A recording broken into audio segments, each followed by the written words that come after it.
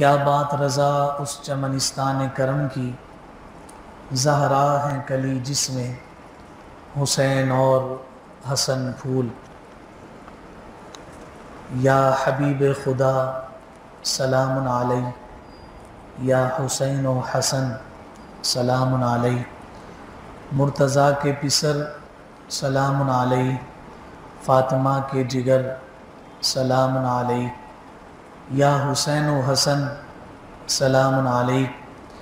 واصل انبیاء فخر خلد بری، جان خیر الورا سلام علیہ، حسن شبیر سے کربلا کی رفیق بن گئی بزم جاں سلام علیہ، حق پہ سجدہ دیا کر دیا حق ادا، اے شہید وفا سلام علیہ، سارا عالم فدا اے شہید وفا، ہر کے مشکل کشا سلام علیہ، ہے عطا آپ کی دین اسلام پر دین کے ناخدا سلام علیہ، قلب خورشید سے آج بھی دم بدم آ رہی ہے صدا سلام علیہ، یہ نظامی گدا شاہ حسنین کا شہدائے کربلا سلام علیہ۔ معزز اور محترم سامعین گرامی قدر، رب ذوالجلال کی توفیق و عنایت، آقا کریم صلی اللہ علیہ وآلہ وسلم کی نالین پاک کے تصدق میں آج ہم تاجدار کائنات صلی اللہ علیہ وآلہ وسلم کے ذکر خیر کے لیے اور ان کی اہل بیت اطہار کے مناقب اور ان کی ذات کی برکت کے حصول کے لیے یہاں جمع ہیں۔ خالق کائنات ہم سب کی حاضری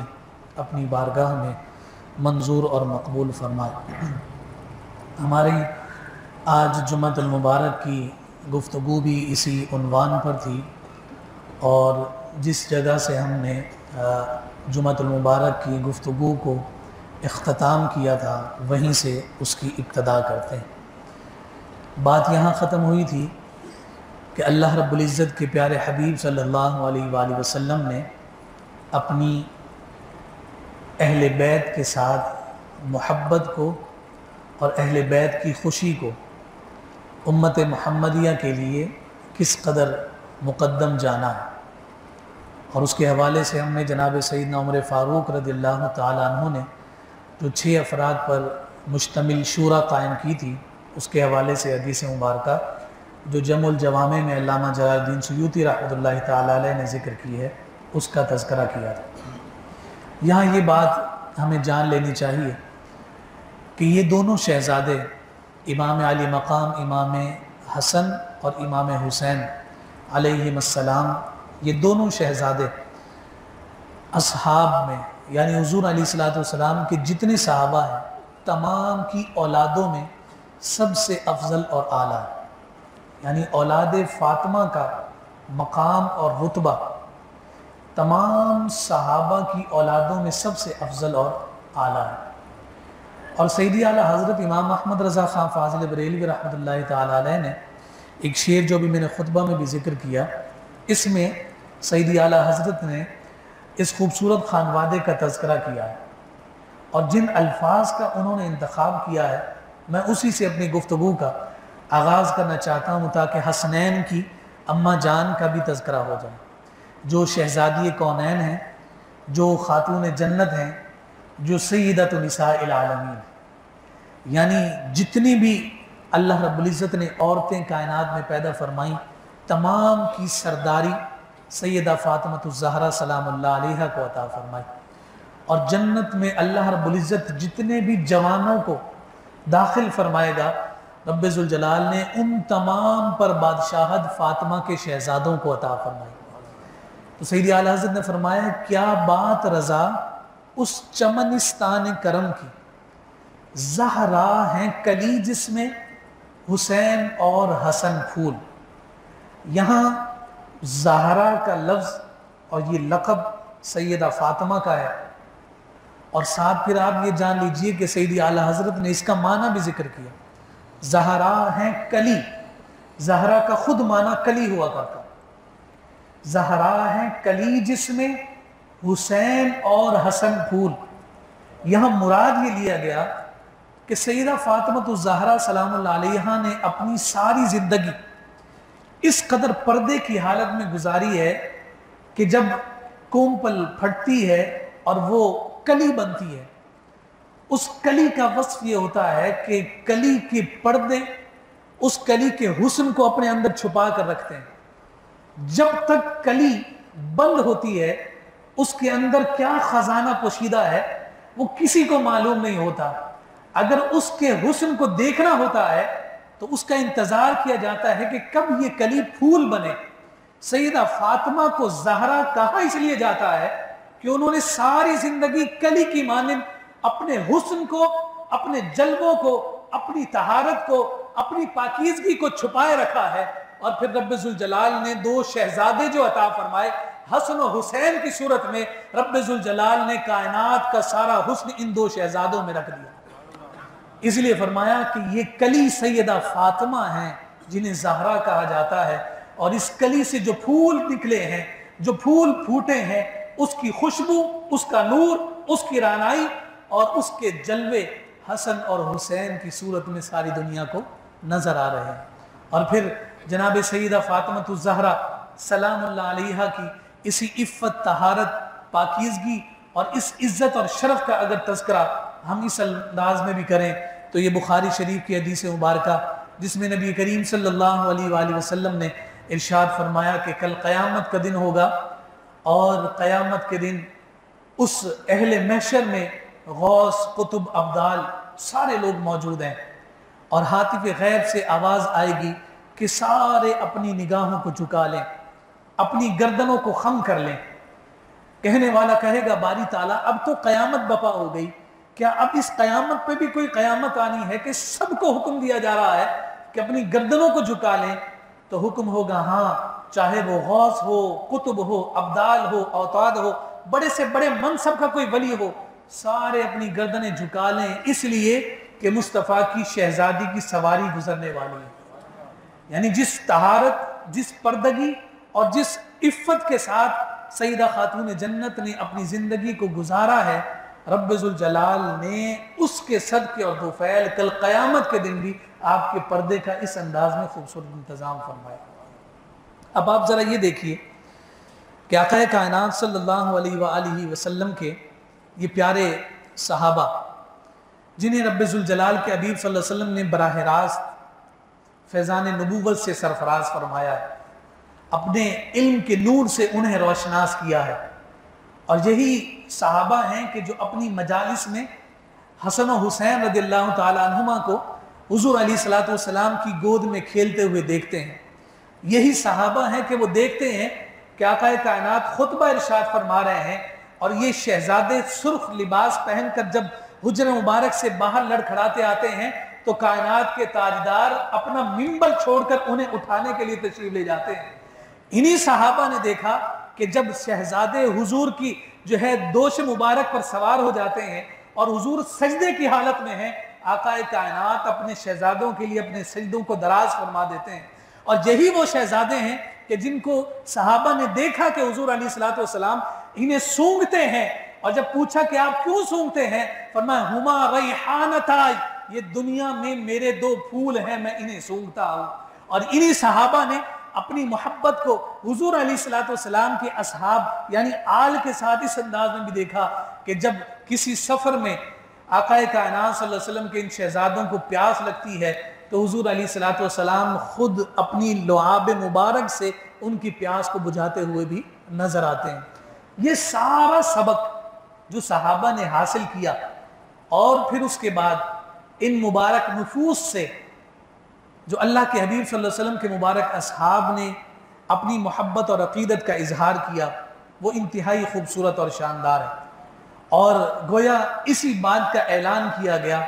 کہ حضور کی آل پاک سے جس انداز میں ان صحابہ نے محبت کی ہے ویسی مثال دنیا میں ہمیں کہیں اور نہیں ملتی۔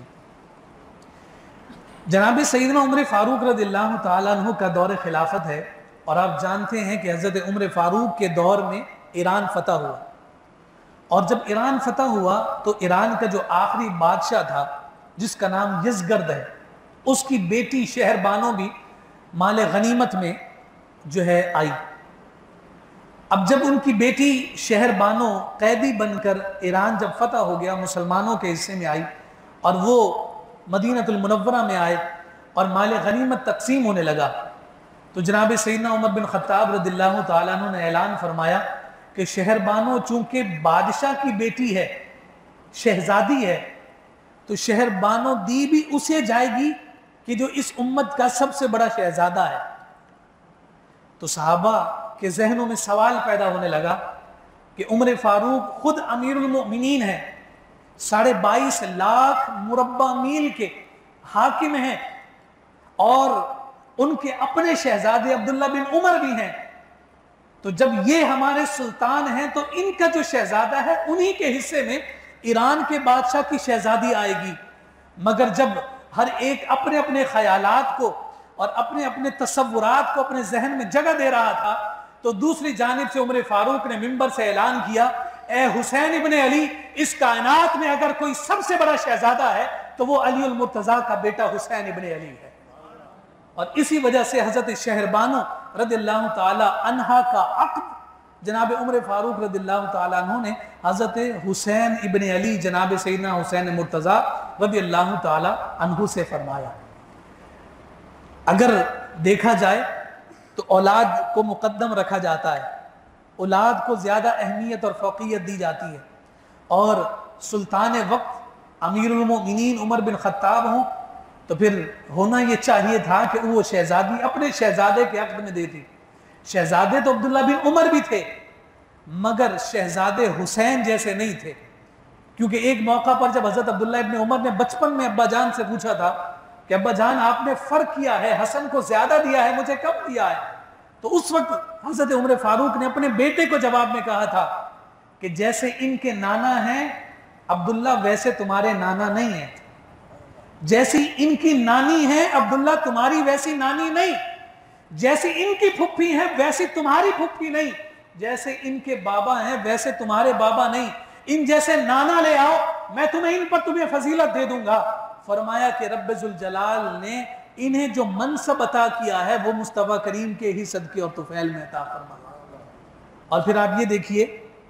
کہ الصواعق المحرقہ جو امام ابن کثیر حیثمی، جو امام ابن حجر مکی رحمت اللہ تعالی علیہ، انہیں مکی بھی کہا جاتا ہے اور انصاری ان کو نسب کے اعتبار سے کہا جاتا ہے، حیثمی ان کی نسبت ہے، یہ 10ویں صدی ہجری کے امام ہیں اور شافی مسلک میں یہ اتھارٹی تصور کیے جاتے ہیں۔ انہوں نے اہل بیت اطہار کی فضیلت اور مناقب میں جو کتاب لکھی الصواعق المحرقہ، اس میں انہوں نے ایک واقعے کا تذکرہ کیا ہے کہ حضرت سیدنا عمر بن خطاب رضی اللہ تعالی عنہ کا دور خلافت ہے اور آپ کے شہزادہ امام حسن مجتبی سیدنا عمر فاروق کے دروازے پر تشریف لائے، اجازت چاہی کہ اگر اجازت ہو تو میں اندر آ جاؤں، یعنی حضرت عمر فاروق کے شہزادے عبداللہ بن عمر نے اجازت چاہی کہ اگر اجازت ہو تو میں گھر میں داخل ہو جاؤں۔ حضرت عمر فاروق رضی اللہ تعالیٰ عنہ مصروف تھے، فرمایا عبداللہ ابھی مت آؤ، ابھی واپس چلے جاؤ، ابھی تمہیں اندر آنے کی اجازت نہیں۔ اور اندر جانے والوں میں جو منتظر لوگ تھے ان میں حسن ابن علی بھی تھے، یعنی حضور کے پیارے نواسے بھی تھے۔ انہوں نے ذہن میں خیال ہوا کہ جب انہوں نے اپنے بیٹے کو اندر آنے کی اجازت نہیں دی تو مجھے کیسے ملے گی، تو خاموشی سے واپس چلے گئے۔ جب اندر اطلاع پہنچی جناب فاروق اعظم کو کہ حضرت حسن مجتبی رضی اللہ تعالیٰ عنہ واپس تشریف لے گئے،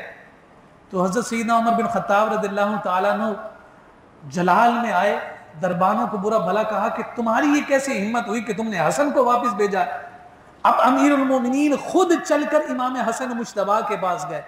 اور کہا میں معذرت چاہتا ہوں کہ مجھے علم نہیں تھا کہ آپ باہر انتظار فرما رہے ہیں، آپ بغیر اجازت اندر آ جایا کریں۔ تو اس پر انہوں نے کہا کہ آپ کے صاحبزادے بھی باہر کھڑے تھے، میں کیسے بغیر اجازت اندر آ جاتا۔ اس وقت حضرت عمر فاروق نے جو جملے ارشاد فرمائے، فرماتے ہیں خدا کی عزت کی قسم، اس سر پر جو بال ہیں اس پر میرے رب کے بعد سب سے بڑا احسان آپ کے نانا جان محمد مصطفیٰ کا ہے۔ تو کہا میں اس احسان کو کیسے بھول سکتا ہوں۔ فرمایا اذا جئت فلیستأذن، جب آپ تشریف لائیں تو آپ کو اجازت لینے کی ضرورت نہیں، بے دھڑک تشریف لایا کریں، یہ ساری بادشاہتیں آپ ہی کے تو قدموں کے طفیل ہیں۔ یہ وہ محبتیں تھیں جن کا اظہار یہ صحابہ کرام ان مبارک شہزادوں کے ساتھ کیا کرتے تھے۔ جناب سیدنا صدیق اکبر رضی اللہ تعالی عنہ کا احوال اور معاملہ دیکھیے، اسے بھی الصواعق المحرقہ میں ذکر کیا گیا کہ جناب صدیق اکبر اپنے دور خلافت میں مسجد سے باہر تشریف لائے، اور اس وقت امام حسن مجتبیٰ کی عمر 10 سے 11 سال ہے۔ جب باہر تشریف لائے تو آپ گلی میں کھیل رہے تھے، ان کو گلی میں کھیلتا ہوا جب دیکھا تو حضور علیہ السلام کی ادا یاد آ گئی، اور جب آقا کائنات صلی اللہ علیہ وسلم کی ادا یاد آئی تو آگے بڑھے اور امام حسن مجتبیٰ کو اٹھا کر کندھوں پر بٹھا لیا، کندھوں پر بٹھا کر اپنی محبت کا اظہار کیا۔ یہاں میں یہ بات عرض کرنا چاہتا ہوں کہ جناب صدیق اکبر کا مقام اور رتبہ انبیاء اور رسل کے بعد سب سے افضل اور اعلیٰ ہے، اور افضل البشر بعد الانبیاء بالتحقیق ہیں۔ منبر رسول کے وارث اور مصلی رسول پر حضور علیہ السلام کی نیابت انہیں عطا کی گئی، اتنا بڑا منصب، اور جب مسجد سے نکلے ہیں تو امام حسن مجتبیٰ کو اٹھا کر کندھوں پر بٹھایا۔ سوال صرف اتنا بنتا ہے کہ امام حسن سے اس محبت کے اظہار کے لیے جناب صدیق اکبر کتنا جھکے ہوں گے، کتنا جھک کر انہوں نے امام حسن کو اپنے کندھے پر بٹھایا تھا۔ کسی کہنے والے نے کہا کہ ہاتھ رکھ دیتے ان کے سر پر، محبت کا اظہار تو یوں بھی ہو جاتا ہے۔ جواب ملا کہ نہیں، اوروں کے سروں پر ہاتھ رکھا جاتا ہے، یہ تو وہ ہے جنہیں سروں پر بٹھایا جاتا ہے، جنہیں سر کا تاج بنایا جاتا ہے، جنہیں سر کے لیے عزت اور شرف تصور کیا جاتا ہے، کہ خود کائنات کے تاجدار صلی اللہ علیہ وسلم کے دوش مبارک پر یہ راکب ہو کر دونوں شہزادے جب حضور مسجد نبوی اور مدینہ المنورہ کی گلیوں میں گھوما کرتے تو لوگ کہتے تھے کہ کیسی خوبصورت سواری ہے، تو حضور جواب دیتے دیکھتے نہیں کہ سوار کتنے خوبصورت ہے۔ حضرت سیدنا صدیق اکبر رضی اللہ تعالی عنہ کا ایک اور احوال اور واقعہ جو بخاری شریف میں ذکر کیا گیا، جناب صدیق اکبر فرماتے ہیں ارقبوا آل محمد، بخاری شریف کے الفاظ ہیں، ارقبوا آل محمد۔ آقا کائنات صلی اللہ علیہ وسلم نے ارشاد فرمایا کہ آل محمد میں مراقبہ کیا کرو، یعنی اہل بیت اطہار میں میرے مصطفیٰ کو تلاش کیا کرو۔ اور یہ انداز جو جناب سیدنا صدیق اکبر رضی اللہ تعالیٰ عنہ نے عطا فرمائے ہیں وہ ہمیں کہیں اور نظر نہیں آتے۔ پھر آپ ذرا یہ بھی دیکھیے کہ حسنین کریمین کے بابا جان سے جو جناب صدیق اکبر محبت فرماتے ہیں، اس کا اظہار تو اس وقت ہوا جب سیدہ عائشہ صدیقہ نے عرض کیا ابا جان میں نے دیکھا ہے کہ مجلس میں حضور بھی بیٹھے تھے، عمر اور عثمان بھی بیٹھے تھے اور علی المرتضیٰ بھی بیٹھے تھے، مگر آپ ٹکٹکی باندھ کر چہرہ علی المرتضیٰ کو ہی دیکھتے رہے۔ فرمایا رب ذوالجلال کی عزت کی قسم میں نے مصطفیٰ سے سنا ہے علی کے چہرے کو دیکھنا عبادت ہے، علی کے چہرے کو دیکھنا عبادت ہے، اور جس عظیم چہرے کو دیکھنا عبادت ہو اس ہستی کا مقام اور رتبہ کیا ہوگا۔ میں یہاں ضروری سمجھتا ہوں کہ اس مکالمے کو تفصیل کے ساتھ ذکر کیا جائے جو گزشتہ جمعۃ المبارک میں کچھ رہ گیا تھا اور کچھ ذکر ہو چکا تھا۔ یہ بڑا خوبصورت جو مکالمہ ہے، جو گفتگو ہے، آپس کی جو کنورزیشن ہے، جسے انوار الابصار میں فی مدح آل نبی المختار میں شیخ شبلنجی رحمۃ اللہ تعالی علیہ نے ذکر فرمایا، اور اس مکالمے میں گویا کہ دونوں ہستیوں نے اپنا اپنا حق ادا کیا ہے، اور پھر اس کے بعد کائنات کے تاجدار نے دونوں کو اس سے بھی بڑھ کر فضیلت عطا فرمائی۔ حضرت سیدنا صدیق اکبر رضی اللہ تعالیٰ عنہ اور جناب سیدنا علی المرتضیٰ رضی اللہ تعالیٰ عنہ کسی کام کے سلسلے میں حضور کی مجلس میں تشریف لائے۔ حضور کاشانہ اقدس کے اندر جلوہ افروز تھے اور اندر جانے کی اجازت طلب کرنی تھی۔ جب دونوں صحابی دروازے پر پہنچے تو دروازے پر جب پہنچے ہیں تو جناب صدیق اکبر رضی اللہ تعالیٰ عنہ نے فرمایا کہ اے علی آپ آگے بڑھیے، تقدم انت یا علی، اے علی آپ آگے بڑھیے۔ اس کے جواب میں حضرت علی المرتضیٰ رضی اللہ تعالیٰ عنہ نے فرمایا کہ میں ایسے شخص پر کیسے سبقت کر سکتا ہوں ما طلعت الشمس ولا غربت من بعدی علی رجل افضل من ابی بکر الصدیق رضی اللہ تعالیٰ عنہ۔ فرماتے ہیں کہ میں ایسے شخص سے کیسے آگے بڑھوں کہ جس کے بارے میں حضور نے فرمایا ہے کہ میرے بعد سورج کسی شخص پر نہ طلوع ہوا ہے اور نہ غروب ہوا ہے جو صدیق اکبر سے زیادہ افضل ہو۔ تو جب یہ بات سنی تو جناب سیدنا صدیق اکبر رضی اللہ تعالیٰ عنہ نے فرمایا کہ علی میں بھی تم سے آگے نہیں بڑھوں گا۔ کیوں؟ کہا کہ آپ کے بارے میں نے آقا کائنات صلی اللہ علیہ وسلم سے یہ سنا ہے کہ حضور نے فرمایا اعطیت خیر النساء لخیر الرجال، کہ میں نے مردوں میں سے سب سے بہترین مرد کو اپنی شہزادی فاطمہ الزہرا کو عقد میں عطا کیا۔ اب جناب صدیق اکبر عرض کرنے لگے کہ میں آپ سے آگے نہیں بڑھ سکتا، اس لیے کہ میں نے حضور علیہ الصلوۃ والسلام سے سنا ہے من اراد ان ينظر الى صدر ابراہیم الخلیل ينظر الى صدر ابی بکر الصدیق، کہ حضور نے فرمایا کہ اگر کسی کا دل چاہے کہ میرے جد اعلیٰ ابراہیم کے سینہ انور کو دیکھے، اسے چاہیے کہ صدیق اکبر کے سینے کو دیکھ لے۔ صدیق اکبر کے سینہ انور کو دیکھنا گویا جد اعلیٰ ابراہیم خلیل اللہ علیہ الصلوۃ والسلام کے سینے کو دیکھنا۔ اور پھر اس کے بعد حضرت سیدنا صدیق اکبر کہنے لگے کہ میں تو آپ سے آگے نہیں بڑھ سکتا، اس لیے کہ میں نے حضور علیہ الصلوۃ والسلام سے سنا ہے من اراد ان ينظر الى آدم، کوئی اگر آدم کو دیکھنا چاہے،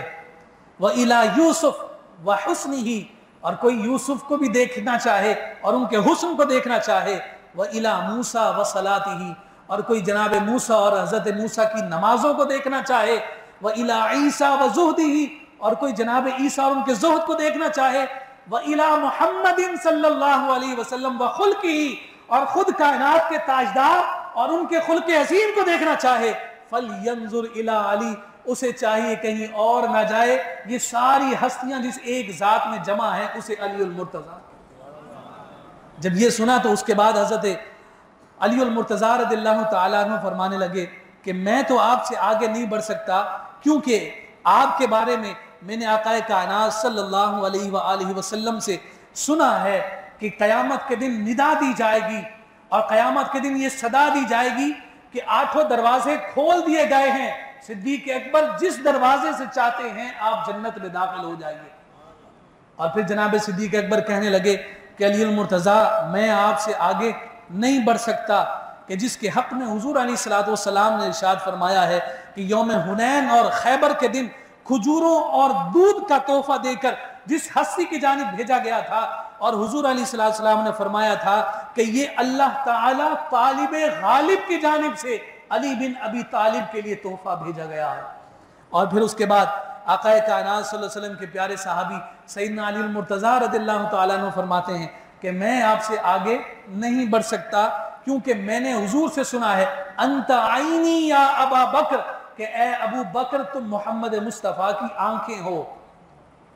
جب یہ بات سنی تو اس کے جواب میں پھر جناب صدیق اکبر رضی اللہ تعالیٰ عنہ کہنے لگے کہ میں بھی پھر آپ سے آگے نہیں بڑھ سکتا، اس لیے کہ میں نے حضور علیہ الصلوۃ والسلام سے سنا ہے کہ کل قیامت کے دن جب علی جنت کی سواری پر سوار ہو کر آئیں گے اور ندا کرنے والا ندا کرے گا کہ اے محمد صلی اللہ علیہ وآلہ وسلم آپ کے لیے اچھا والد اور اچھا بھائی تھا، فرمایا اچھے والد تو آپ کے حضرت ابراہیم خلیل اللہ تھے اور آپ کے اچھے بھائی جناب سیدنا علی المرتضیٰ تھے۔ فرمایا جب یہ سنا تو اس کے جواب میں حضرت علی المرتضیٰ رضی اللہ تعالیٰ عنہ نے فرمایا کہ ایسا تو نہیں ہو سکتا کہ میں آپ سے بڑھوں، اس سے بھی بڑھ کر میں نے آپ کی فضیلت حضور علیہ الصلوۃ والسلام سے سنی ہے۔ پوچھا اب تم نے کیا سن لیا؟ تو کہنے لگے کہ میں نے حضور کی زبان مبارک سے سنا ہے لو وزن ایمان ابی بکر بی ایمان اہل الارض، اگر ایک پلڑے میں صدیق اکبر کے ایمان کو رکھ دیا جائے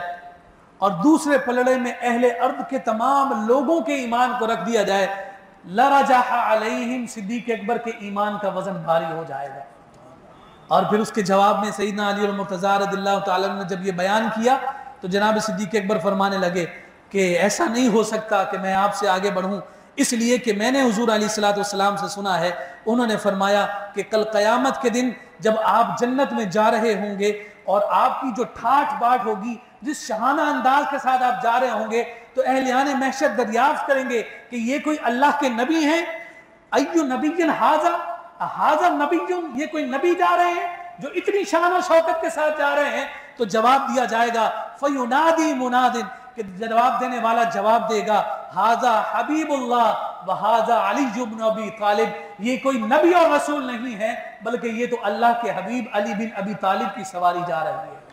اور جب یہ سماعت کیا تو اس کے بعد آقا کائنات صلی اللہ علیہ وآلہ وسلم کے پیارے صحابی حضرت علی المرتضیٰ رضی اللہ تعالی عنہ نے اس کے جواب میں کہا نہیں، میں تو آپ سے آگے نہیں بڑھوں گا، کیونکہ میں نے حضور علیہ السلام سے سنا ہے کہ کل قیامت کے دن آپ کے ساتھ، یعنی حضور علیہ السلام نے ارشاد فرمایا کہ کل قیامت کے دن میرے ساتھ سب سے پہلے جو جنت میں داخل ہوگا وہ کوئی اور نہیں بلکہ میرا یار غار جناب صدیق اکبر ہوگا۔ اور پھر اس کے بعد جناب علی المرتضیٰ رضی اللہ تعالی عنہ فرمانے لگے کہ میں بھی آپ سے آگے یوں نہیں بڑھ سکتا۔ علی المرتضیٰ نے فرمایا کہ میں آپ سے آگے یوں بھی نہیں بڑھ سکتا کہ میں نے حضور علیہ السلام کی زبان انور سے سنا ہے کہ روئے زمین پر ایک شخص ایسا ہے کہ روزانہ رب ذوالجلال کے ملائکہ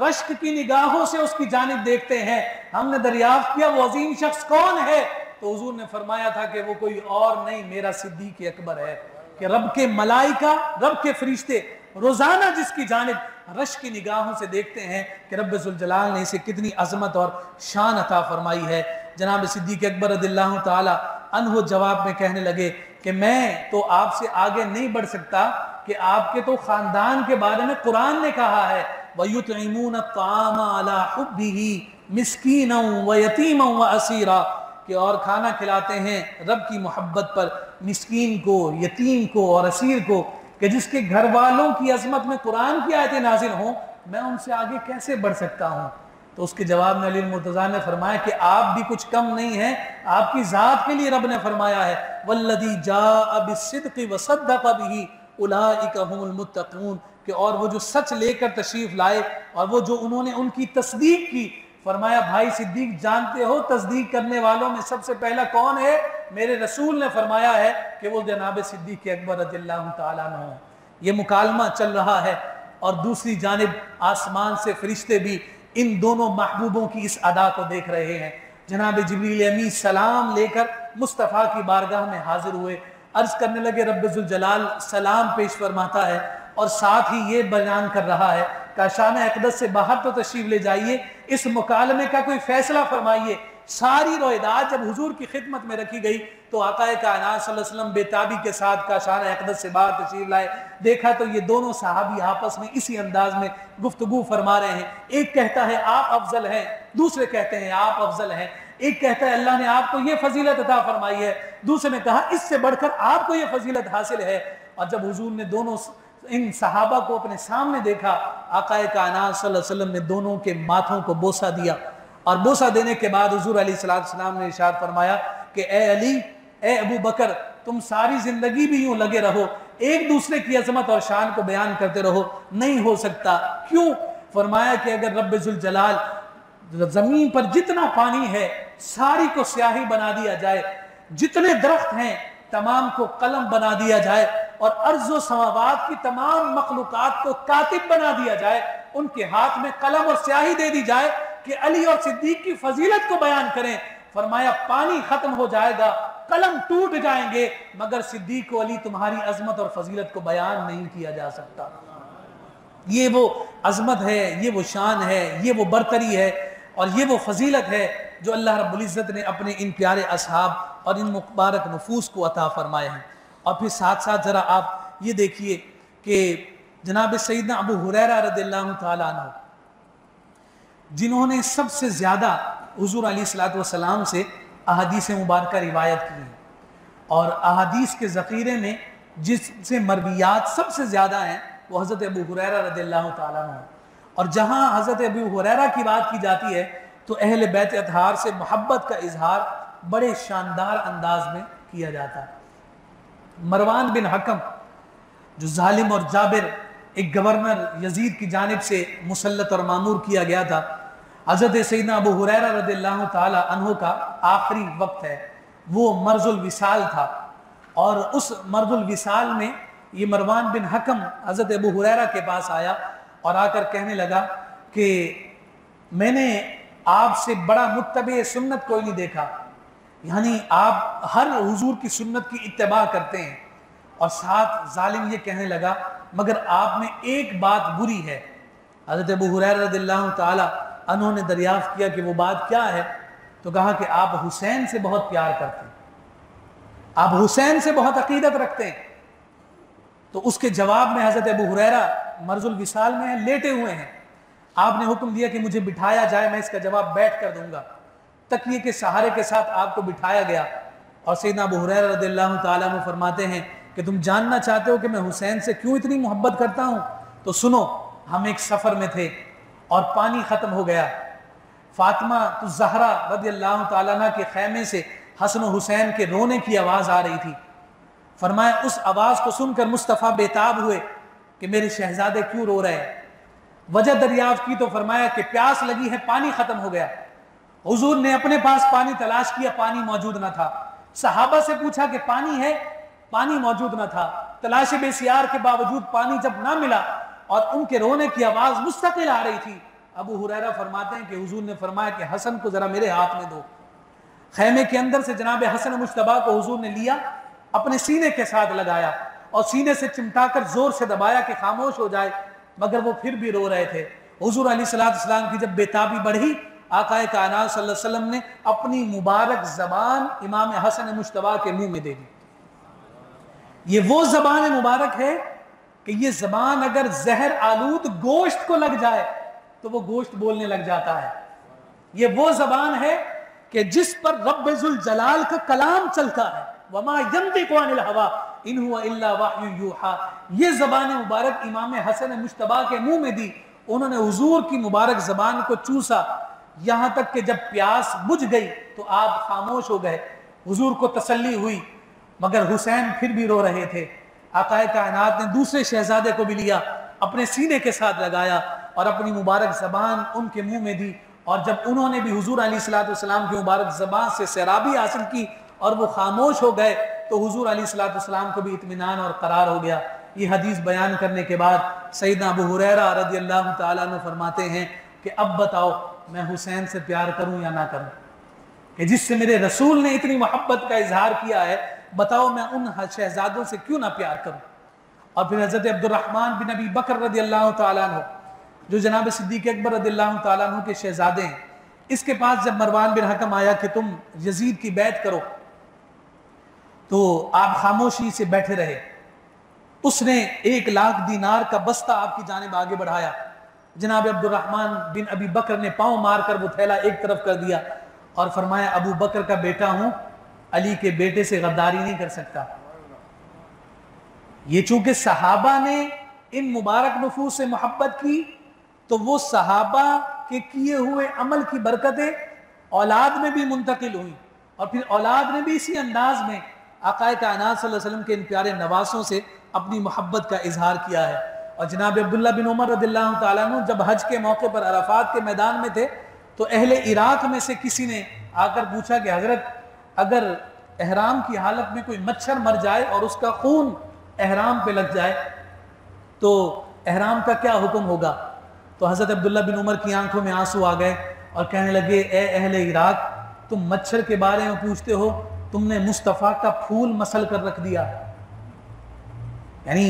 اہل عراق ہی کی جانب سے یہ مظالم کا یہ سلسلہ جو قائم کیا گیا تھا، اور حضرت عبداللہ بن عمر رضی اللہ تعالیٰ عنہ کو وہ درد اس قدر زیادہ تھا کہ مچھر کی بات، کہ تم مچھر کی بات کرتے ہو اور تم نے مصطفیٰ کے شہزادے کا سر تن سے جدا کر دیا۔ اور پھر ذرا آگے بھی دیکھیے کہ امام علی مقام امام حسین علیہ السلام نے حضور علیہ السلام، حضور کے پیارے جناب علی المرتضیٰ اور حضور کی شہزادی جناب سیدہ فاطمہ الزہرا سلام اللہ علیہا سے جو اسباق حاصل کیے تھے، جو تربیت حاصل کی تھی، پھر اس تربیت کو جب انہوں نے اپنی اولاد میں منتقل کیا، امام زین العابدین رضی اللہ تعالیٰ عنہ جو امام حسین رضی اللہ تعالیٰ عنہ کے شہزادے ہیں، جو بیمار ہونے کی وجہ سے اس جنگ میں شریک نہ ہو سکے تھے، مگر پائے کے خطیب تھے، اللہ رب العزت نے خطابت کا ایسا خوبصورت جوہر عطا کیا تھا کہ بھی کم سنی کی عمر ہے، یعنی جوانی کی مضبوطی بھی نہیں تھی، مگر اس کے باوجود جب وہ کلام کرتے تھے تو بیان کیا کہ جب ان کا کلام جاری ہوتا تھا تو آسمان پر پرندے بھی رک کر زین العابدین کا کلام سنا کرتے تھے۔ امام حسین علیہ السلام کے پیارے شہزادے، جب جنگ ختم ہو گئی، کربلا کا مارکہ ختم ہو گیا، شام کے بازاروں میں جو کچھ کیا گیا وہ سارے معاملات ختم ہو گئے، تو اس وقت جناب سیدنا زین العابدین رضی اللہ تعالی عنہ سب کچھ چھوڑ چھاڑ کر مدینہ کے قریب ایک خیمے میں آ کر جو ہے انہوں نے گوشہ نشینی اختیار کر لی تھی، اور محض ایک ہی کام کیا کرتے تھے کہ اللہ کے ذکر میں ہمیشہ روتے رہتے تھے، اور کربلا کا غم اس قدر تازہ ان کے ساتھ رہا کہ انہوں نے زندگی میں کبھی ٹھنڈا پانی نہیں پیا،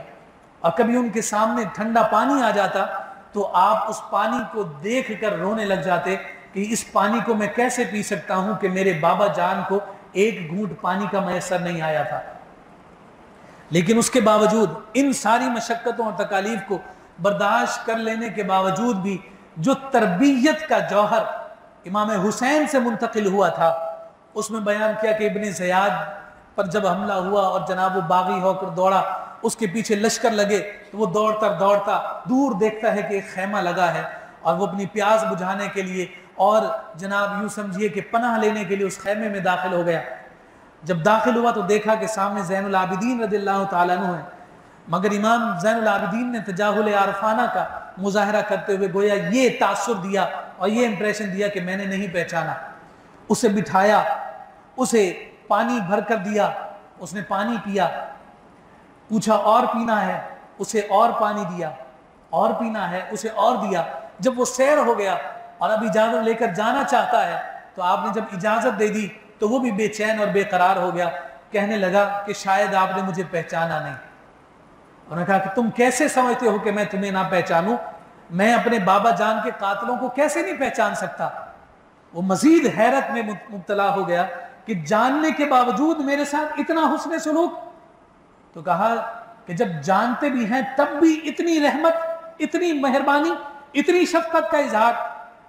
تو اس وقت امام زین العابدین علیہ السلام نے جواب میں کہا تھا کہ جو تم نے کربلا کے میدان میں کیا تھا وہ تمہاری تربیت تھی، جو آج میں نے تمہارے ساتھ کیا ہے یہ میرے بابا امام حسین کی تربیت،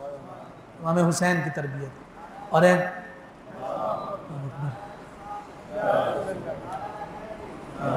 اب یہ دیکھیے کہ جناب سید الانبیاء صلی اللہ علیہ وآلہ وسلم نے ان مبارک نفوس کے ساتھ، اہل بیت اطہار کے ساتھ جس محبت کا اور جس والہانہ وابستگی کا حکم ارشاد فرمایا، خود قرآن نے جسے مودت کا لفظ ذکر کیا ہے۔ مودت، اگر اس کی ہم بات کرتے ہیں تو آپ ذرا اس بات سے اندازہ لگائیے کہ سارے صحابہ کے خون میں محبت اہل بیت تو شامل تھی، مگر جو فاروقی خون ہے اس کا رنگ ہی جدا اور مختلف ہے۔ جس انداز میں حضرت عمر بن خطاب رضی اللہ تعالی عنہ نے ان مبارک ہستیوں سے اپنی محبت کا اظہار کیا ہے یہ ہمیں نہیں ملتا، اور پھر وہ خون چلتا رہا، یہاں تک کہ ہم دیکھتے ہیں 10ویں صدی ہجری میں حضرت شیخ مجدد الفسانی رحمۃ اللہ تعالی علیہ، جو نقشبندیوں کے امام ہیں اور جنہیں شیخ احمد فاروقی سرہندی رحمۃ اللہ تعالی علیہ کہا جاتا ہے، شیخ مجدد الفسانی رحمۃ اللہ تعالی علیہ فاروقی خون ہے، اور اس خون میں محبت اہل بیت کس قدر راسخ ہے اس کا اندازہ لگائیے کہ آپ کے والد بزرگوار شیخ عبد الاحد رحمۃ اللہ تعالی علیہ، جن سے وہ سلسلہ چشتیہ میں بیعت تھے اور خواجہ باقی باللہ سے آپ جو ہے سلسلہ نقشبندیہ میں بیعت تھے اور ان سے خلافت حاصل ہوئی تھی، آپ کے والد بزرگوار شیخ عبد الاحد کا جب آخری وقت آیا تو حضرت مجدد الفسانی رحمۃ اللہ تعالی علیہ نے ان سے دریافت کیا۔ بات یہاں ختم ہو رہی ہے مگر آج کے اس پورے گفتگو کا خلاصہ اور نچوڑ ہے، اور گویا یوں سمجھیے کہ آج یہی پیغام ہم نے لے کر جانا ہے کہ اگر جینا بھی ہے تو مصطفیٰ اور مصطفیٰ کے گھر والوں کی محبت میں، اور اگر مرنا بھی ہے تو اہل بیت اطہار کی محبت میں۔ اللہ رب العزت ایسے خیالات سے بھی ہمیں حفاظت عطا فرمائے جو ہمیں اہل بیت اطہار کی محبت سے دور کرتے ہیں۔ شیخ عبد الاحد جو ان کے والد بزرگوار ہیں، مرض وصال میں ہیں، ان سے دریافت کرنے لگے، ابا جان آپ سے آج ایک بات پوچھنا چاہتا ہوں۔ فرمایا بیٹا پوچھو، کیا پوچھنا چاہتے ہو؟ کہا میں نے ساری زندگی آپ کو دیکھا ہے کہ آپ نے صبح و شام مصطفیٰ کے نواسوں کی بات کی ہے، مصطفیٰ کے گھر والوں کی بات کی ہے، آپ ان مبارک نفوس کا اتنا تذکرہ کیوں کرتے ہیں؟ تو شیخ عبد الاحد رحمۃ اللہ تعالی علیہ نے جواب دیا ہے تو یہ ایک راز، مگر چونکہ تم پوچھ رہے ہو تو میں تمہیں بتائے دیتا ہوں۔ فرمایا کہ متواتر مکاشفات کے ذریعے سے مجھے اس بات پر مطلع کیا گیا ہے کہ اے عبد الاحد اگر ایمان کی حالت پر خاتمہ چاہتے ہو تو مصطفیٰ کے گھر والوں سے محبت اور پیار کیا کرو۔ یعنی حضور کے گھر والوں سے محبت خاتمہ بالایمان کی سند عطا کرتا ہے۔ اس سے بڑی شرف اور اعزاز کی بات اور کیا ہو سکتی ہے؟ اور اگر اس سے بھی بڑی بات اگر آپ نے سننی ہے تو تفسیر کبیر میں امام فخر الدین رازی رحمۃ اللہ تعالی علیہ نے تفسیر کشاف کے حوالے سے قُلْ لَا أَسْأَلُكُمْ عَلَيْهِ أَجْرًا إِلَّا الْمَوَدَّةَ فِي الْقُرْبَى کے ضمن میں یہ حدیث مبارکہ ذکر کی ہے کہ آقا کائنات صلی اللہ علیہ وسلم نے ارشاد فرمایا الا وَإِن مَاتَ عَلَى حُبِّ آلِ محمد فقد مات شہیدا، سن لو کہ جو اہل بیت کی محبت میں مرا ہے گویا وہ شہادت کی موت مرا ہے۔ الا وَإِن مَاتَ عَلَى حُبِّ آلِ محمد فقد مات تائبا، فرمایا کہ جو اہل بیت کی محبت میں مرا گویا وہ ایسے مرا ہے کہ جیسے رب ذوالجلال نے مرنے سے قبل اسے توبہ کی توفیق عطا کر دی ہے۔ فرمایا الا وَإِن مَاتَ عَلَى حُبِّ آلِ محمد، کہ سن لو کہ جو آل محمد کی محبت میں مرا ہے گویا یوں سمجھئے فقد مات مستقبل الایمان، کہ جب وہ اگر مرا ہے تو ایمان کی سلامتی کے ساتھ مرا ہے۔ الا وَإِن مَاتَ عَلَى آلِ محمد فقد مات غفر له ما قد تقدم من ذنبی، کہ جو اہل بیت اطہار کی محبت میں مرا ہے وہ ایسے مرا ہے کہ جیسے مرنے سے قبل اس کے سارے گناہوں کو مٹا کر نیکیوں میں تبدیل کر دیا گیا ہے۔ اور آخر میں فرمایا الا وَإِن مَاتَ عَلَى حُبِّ آلِ محمد فقد مات علی اہل السنت والجماعہ۔ جاننا چاہتے ہو کہ اہل بیت اطہار کی محبت کیا دیتی ہے؟ فرمایا کہ جو اہل بیت اطہار کی محبت میں مرا گویا وہ ایسے مرا ہے کہ اس نے اہل سنت و جماعت کے صحیح طریق پر شہادت کی موت حاصل کی ہے۔ تو اس لیے کہا جاتا ہے کہ اپنی زندگی میں اہل بیت اطہار کی محبت کو اپنا اوڑھنا بچھونا بنائیں، ان کا ذکر ہمیشہ صبح و شام ہماری زبانوں پر جاری اور ساری رہنا چاہیے۔ اور یہی وہ مبارک ہستیاں ہیں کہ جن سے پیار اور محبت سے میرے مصطفیٰ راضی ہوتے ہیں۔ ایک بالکل سادہ سی عام سی مثال ہے، اگر آپ میں سے کسی کے بچے کو کوئی شخص کھڑا ہو کر کہہ رہا ہو کہ آپ کا بیٹا بہت صالح ہے، بہت نیک ہے، بہت حسین ہے، بہت خوبصورت ہے، تو باپ کا دل خوش ہوتا ہے، باپ راضی ہوتا ہے کہ میرے بیٹے کی تعریف ہو رہی ہے۔ تو اب آپ بتائیے کہ جب حسن و حسین کی بات کی جائے گی تو ان کی بات کرتے ہوئے حضور علیہ السلام کتنے خوش اور راضی ہوں گے۔ اس لیے حضور علیہ السلام نے ارشاد فرمایا کہ حسن و حسین سے جس نے محبت کی گویا اس نے مجھ مصطفیٰ سے محبت کی، اور جس نے مجھ سے محبت کی گویا اس نے رب ذوالجلال سے محبت کی۔ جس نے حسن و حسین کو راضی کر لیا اس نے مجھ مصطفیٰ کو راضی کر لیا، اور جس نے مجھے راضی کر لیا اس نے رب ذوالجلال کو راضی کر لیا۔ حضور تاج الشریعہ نبیرہ اعلیٰ حضرت حضور مفتی اختر رضا خان رحمۃ اللہ تعالی علیہ نے ایک بڑا خوبصورت کلام اس عظیم خانوادے کی بارگاہ میں پیش کیا ہے، اور وہ عرض کر کے بات کو ختم کر رہا ہوں۔ فرماتے ہیں کہ شجاعت ناز کرتی ہے، جلالت ناز کرتی ہے، وہ سلطان زماں ہیں ان پہ شوکت ناز کرتی ہے، صداقت ناز کرتی ہے، امانت ناز کرتی ہے، حمیت ناز کرتی ہے، مروت ناز کرتی ہے، شہ خوباں پہ ہر خوبی و خصلت ناز کرتی ہے، کریم ایسے ہیں وہ ان پر کرامت ناز کرتی ہے، جہان حسن میں بھی کچھ نرالی شان ہے ان کی، نبی کے گل پہ گلزاروں کی زینت ناز کرتی ہے، بٹھا کر شانہ اقدس پہ کر دی شان دو بالا، نبی کے لاڈلوں پر ہر فضیلت ناز کرتی ہے، جبین ناز ان کی جلوہ گاہ حسن ہے کس کی، رخ زیبا پہ حضرت کی ملاحت ناز کرتی ہے، نگاہ ناز سے نقشہ بدل دیتے ہیں عالم کا، ادائے سرور خوباں پہ ندرت ناز کرتی ہے، فدائی ہوں تو کس کا ہوں کوئی دیکھے میری قسمت، قدم پر جس ہنسی کے جان طلعت ناز کرتی ہے، خدا کے فضل سے اختر میں ان کا نام لیوا ہوں، میں ہوں قسمت پہ نازا مجھ پہ قسمت ناز کرتی ہے۔ رب ذوالجلال ہم سب کو حضور علیہ السلام کے ان مبارک اہل بیت سے محبت کی توفیق عطا فرمائے، اور امام علی مقام امام حسین رضی اللہ تعالی عنہ نے جس عظیم مقصد اور جس عظیم عزم کے ساتھ مارکہ کربلا میں دین اسلام کے علم کو بلند کر دیا، اور رہتی دنیا تک کے لیے راہ عظیمت پر سفر کو اختیار کر کے اس بات کا پیغام دے دیا کہ ہمیشہ غلبہ حق کا ہی ہوتا ہے اور ہمیشہ فتح حق کو ہی عطا کی جاتی ہے۔ انسان کو تو بیدار ہو لینے دو، ہر قوم پکارے گی ہمارے ہیں حسین۔ اور حقیقت یہی ہے کہ قتل حسین اصل میں مرگ یزید ہے۔ اسلام زندہ ہوتا ہے ہر کربلا کے بعد۔ اللہ رب العزت ہم سب پر اپنا خصوصی لطف و کرم فرمائے۔ صلاۃ و سلام کے لیے کھڑے ہو۔